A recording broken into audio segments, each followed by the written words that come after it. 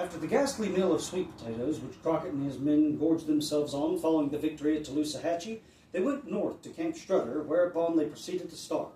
But despite their famished state, on November 7th, an Indian messenger came into camp with the electrifying news that some of the friendly Creeks were holed up at a place called Talladega and laid siege to, if you will, by 1,100 of Red Stick warriors.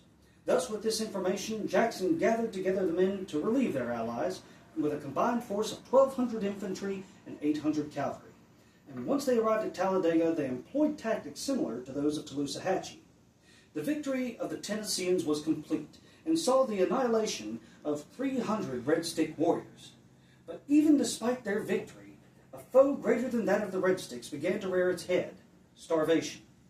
And things got so bad that some of the men began to threaten mutiny, which Jackson was determined to put down at all costs. But despite this, we see that Jackson realized his threats could not put food into the men's bellies. So he sent home the worst of the bunch and kept on those few volunteers who were willing to stick it out just long enough to get more reinforcements. And finally, on Christmas Eve of 1813, Crockett and others received possibly the best Christmas gift they had ever received when their term of enlistment was up and they were paid for their services. Thus, with his dues of $65.59 in his pocket, Crockett made his way back north to be reunited with his family. But while he was enjoying family life, Crockett missed out on Jackson's decisive victory against the Creeks at Horseshoe Bend. However, although the Creek Indian War was coming to a close, the War of 1812 was far from over, and when the call for volunteers went out again, Crockett determined to enlist because he wanted a small taste of the British fighting. From his home, he traveled on to Camp Blunt in present-day Fayetteville, Tennessee, attaching himself to the command of Major Russell, and from there they traveled on to meet up with Colonel John Coffee. From there they traveled southwards until they reached a place known as the Cutoff, where, due to lack of pasturage, the men were forced to leave their horses behind and travel the rest of the distance to Pensacola on foot. Now when they got there, they found that there was no taste of British fighting to be had, because Jackson had already taken the town. There was to be no glory found for this beleaguered group of backwoodsmen who were now relegated to mopping up the backwash of war. In fact, the rest of Crockett's second term of enlistment was really spent scouting for signs of the hostiles and foraging for food as hunger reared its ugly head and began to make things worse and worse.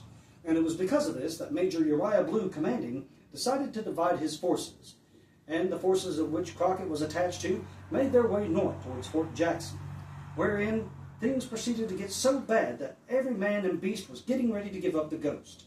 But Providence intervened and guided Crockett's hand to bring down a couple of small game, turkeys, as well as a buck deer. This, combined with some wild honey that was found, made for a fine repast, certainly better than the alternative, which would have been to shoot and eat Major Russell's horse.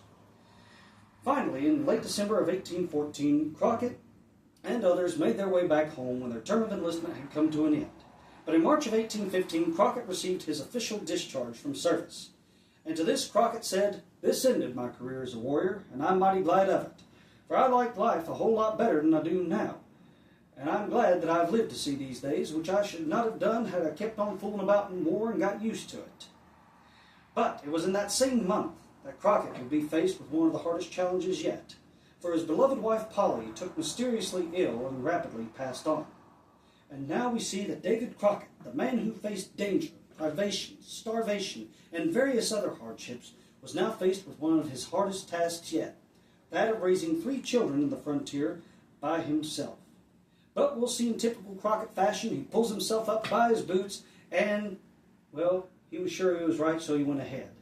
But that story will be concluded next week. Folks, we want to thank you for joining along, and hope you will come on out tomorrow to join us at the Crockett Days event here at the Crockett Tavern in Morristown, Tennessee. Until next week, this is Isaac White signing off for now, saying goodbye and God bless.